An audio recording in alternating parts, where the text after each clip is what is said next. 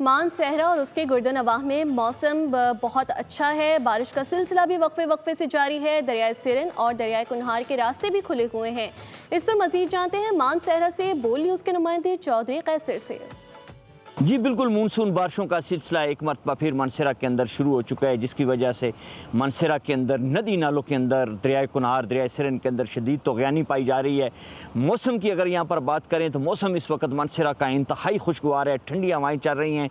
सियाती मुकामात की अगर बात करें तो पिछले दिनों जो क्लाउड ब्रस्ट हुआ था उसके बाद झील सैफुल मलूक जो रोड बंद हो गया था, खगान डेवलपमेंट अथॉरिटी और दूसरे इदारों ने भारी मशीनरी के साथ उन रास्तों को आज़ाद कर दिया गया था।